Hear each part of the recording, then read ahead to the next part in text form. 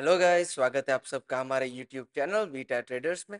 आज हम बात करने वाले हैं निफ्टी के एनालिसिस के बारे में। 11 जून 2025 वेंसडे के दिन के लिए हम लोग ये वीडियो में बात करेंगे कौन कौन से की लेवल्स रहने वाले हैं जो कल इंपॉर्टेंट रहेंगे, क्या क्या इवेंट्स आ रहे हैं, साथ साथ में देखेंगे एफआईआईस का क्या व्यू है हमारे निफ्टी को लेकर, और देखेंगे कौन कौन से लेवल से कैसे हमें ट्रेड एक प्लान करके लेना है। तो चलिए देखते हैं। वीडियो शुरू करने से पहले वीडियो को लाइक ज़रूर कीजिए, हमारे चैनल को भी सब्सक्राइब कीजिए। तो इवेंट्स देखते हैं। कल यूएस का जो है, कल शाम को आने वाला है इन्फ्लेशन रेट, और 12 जून को भी हम शाम को इंडिया का इन्फ्लेशन रेट आने वाला है। तो ये वीक में इवेंट्स आने वाले हैं, हमारे इन्फ्लेशन रेट के डेटा आने वाले हैं। अब डिस्कस करते हैं एफआईआईस का डेटा। तो एफआईआईस का स्ट्रॉन्ग बियरिश व्यू हो गया है। इनफैक्ट जो प्रो ट्रेडर्स होते हैं उनका भी माइल्ड बियरिश व्यू है। तो निफ्टी में एक बियरिश व्यू रहने वाला है एफआईआईस का और ट्रेडर्स का, और निफ्टी को लेकर माइल्ड बियरिश व्यू है। वैसे ओवरऑल मार्केट का व्यू जो एफआईआईस का है वो स्ट्रॉन्ग बियरिश व्यू है। अब बात करते हैं सेक्टर्स की। जो बैंक निफ्टी था उसने 0.37% नेगेटिव क्लोज किया है। निफ्टी आईटी ने अच्छा परफॉर्म किया था आज। निफ्टी आईटी बुलिश रहा था, उसने क्लोजिंग 1.67% अपसाइड दिया था। फार्मा सेक्टर भी 0.56%, फाइनेंस सेक्टर 0.47%, और सब सेक्टर्स कंसोलिडेशन में थे। रियलिटी सेक्टर थोड़ा गिरा था, 1.14% माइनस। PSU banks 0.52% minus. और मीडिया सेक्टर जो था वो स्टार्टिंग में 1.5% जितना पॉजिटिव रहा था, पर मार्केट क्लोज होते होते उसने 1.09% बुलिश में क्लोजिंग दिया था। सो सब सेक्टर्स आज मिक्स्ड रहे थे। अब डिस्कस करते हैं हम लोग मार्केट वन डे के टाइम फ्रेम पे। तो वन डे के टाइम फ्रेम पे ना, मार्केट में क्या हो रहा है, 25,200 से काफ़ी ज़्यादा रिवर्सल मिल रहा है, मल्टीपल टाइम्स नीचे आया। 25,193 हमारा जोन था, एज वेल एज 25,200 पे जो ओपन इंटरेस्ट है वो बन रहा है। बियरिश साइड जाने का ट्राई कर रहा है मार्केट। सो हमें एक मूव मिल सकता है टिल 25,000। 25,000 एक काफ़ी स्ट्रॉन्ग रेजिस्टेंस की तरह एक्ट किया था। 3 टाइम पिछली बार 25,000 से रेजिस्टेंस होके नीचे आया था मार्केट। तो 25,000 से लेकर 25,064 वाला जो जोन है वो काफ़ी ज़्यादा स्ट्रॉन्ग रहने वाला है, बिकॉज वो एक स्ट्रॉन्ग रेजिस्टेंस था पहले। तो अभी वो एक स्ट्रॉन्ग सपोर्ट बन जाएगा। तो 25,000 एक हमारा लेवल है जो काफ़ी ज़्यादा इंपॉर्टेंट रहने वाला है, एंड 25,064 दूसरा लेवल है। और मार्केट वो जो लेवल है 25,064 उसके ऊपर सस्टेन कर रहा है। तो मार्केट में एक बियरिशनेस भी आना आप उतना एक्सपेक्ट नहीं कर सकते हो, भले एफआईआईस का भी व्यू है टिल 25,000 में भी आ सकता है, हमारा साइकोलॉजिकल लेवल है। और वहाँ से काफ़ी ज़्यादा आपको अपसाइड का बाद में मूव देखने को मिल सकता है। अगर 25,000 के ऊपर भी सस्टेन करता है ना, तो आपको एक अच्छा मूव अपसाइड की ओर देखने को मिल सकता है। आने वाले टाइम में एक नए हाई की ओर जाता हुआ फिर से आपको मार्केट दिख सकता है।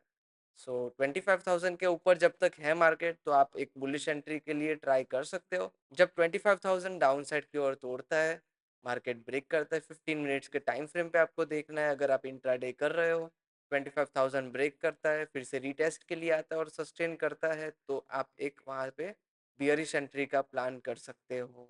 तो आज का मार्केट कैसा रहा था हम लोग डिस्कस करते हैं अभी। आज के मार्केट में मैंने आपको दिए थे जोन्स।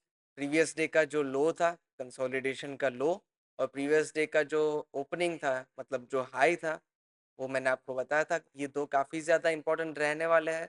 एज वेल एज 25,200 का भी एक लेवल बताया था, तो वहाँ से तो आपको एंट्री नहीं मिलेगी।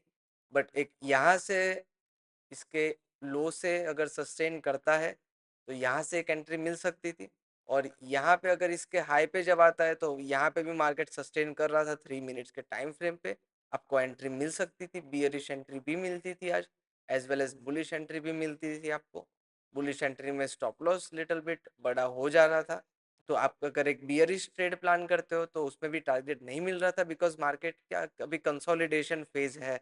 सो कंसोलिडेटेड मार्केट जब होते हैं तो ऑप्शंस बायर के लिए उतना प्रिफरेबल मार्केट नहीं रहता।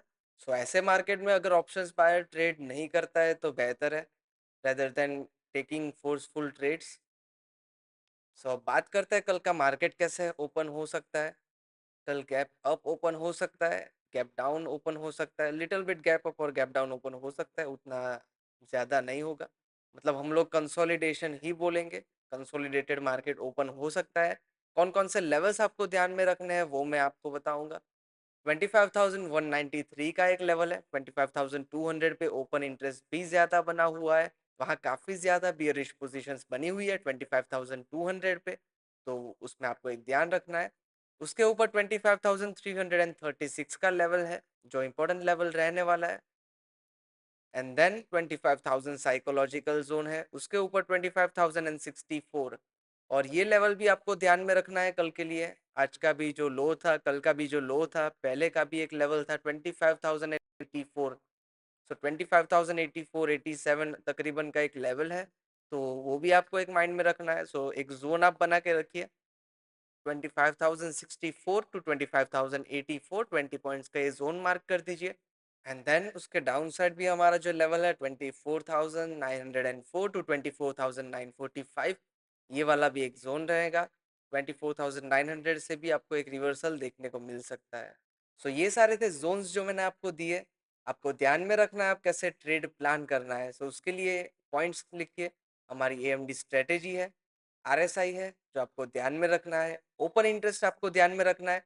साथ साथ में अगर आप लॉन्ग कर रहे हो मार्केट में तो कॉल का जो भी स्ट्राइक प्राइस आप नोटिस कर रहे हो 50 मिनट्स पे जोन्स मार्क कीजिए। एंट्री पॉइंट आ जाना चाहिए, एंट्री जोन आ जाना चाहिए और जो भी पुट की आप स्ट्राइक प्राइस नोटिस कर रहे हो उसका एक टारगेट जोन आ जाना चाहिए, रिवर्सल जोन आ जाना चाहिए। सो अगर ये सब कंसेक्यूटिवली मैच होता है तो ही आप एक ट्रेड ले सकते हो। एक्यूमुलेशन, मैनिपुलेशन, डिस्ट्रीब्यूशन स्ट्रेटेजी जो है वो मैं आपको फिर से बताता हूँ, हर एक वीडियोस में आपको बताता हूँ मैं। सो एक्यूमुलेशन फेज जो होता है वो बेसिकली मार्केट फोमो क्रिएट करवाता है। जो बिगिनर ट्रेडर्स होते हैं उनमें फोमो क्रिएट करवाता है मार्केट, ऊपर जाने का ट्राई करता है और बाद में जहाँ और सबने स्टॉप लॉसेस रखे होंगे ना वो हंट करने एक बार मार्केट आएगा। सो वो हो जाएगा हमारा मैनिपुलेशन फेज। सो एक फोमो क्रिएट करवाएगा, उसको हम एक्यूमुलेशन फेज बोलेंगे, वहाँ हमें एंट्री नहीं लेनी है और मैनिपुलेशन करने मार्केट एक बार ज़रूर आएगा। और अगर मार्केट एक जगह सस्टेन कर रहा है तो हमारी एएमडी स्ट्रेटेजी इग्नोर करनी है। जब मार्केट हमारे लेवल्स पे सस्टेन करता है ना तो एक स्पेसिफिक डायरेक्शन या फिर रिवर्सल जो भी आप ट्रेड प्लान कर रहे हो वो मूव दे सकता है। सो जब मार्केट सस्टेन करता है तब आपको एएमडी स्ट्रेटेजी ध्यान में नहीं रखनी है। और डिस्ट्रीब्यूशन फेज क्या होता है कि मैनिपुलेशन होने के बाद जो आपको टारगेट मिलता है वो आप डिस्ट्रीब्यूशन फेज बोलोगे।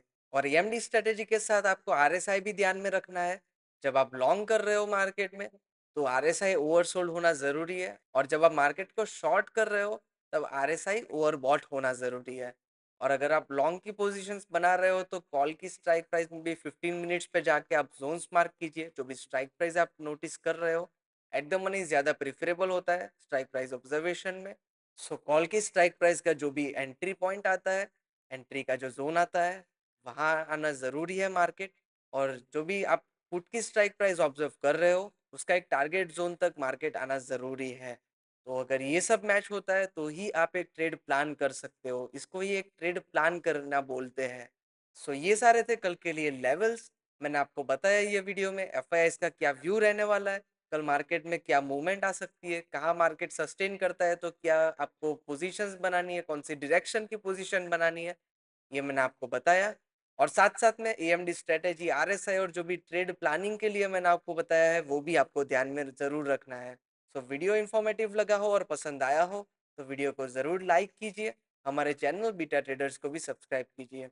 हम लोग इंस्टाग्राम पे एवरीडे मॉर्निंग न्यूज़ पोस्ट करते हैं, एज़ वेल एज़ जो भी लाइव अनाउंसमेंट्स या फिर लाइव न्यूज़ आती है ड्यूरिंग द मार्केट, वो सब हम लोग इंस्टाग्राम पे पोस्ट करते हैं।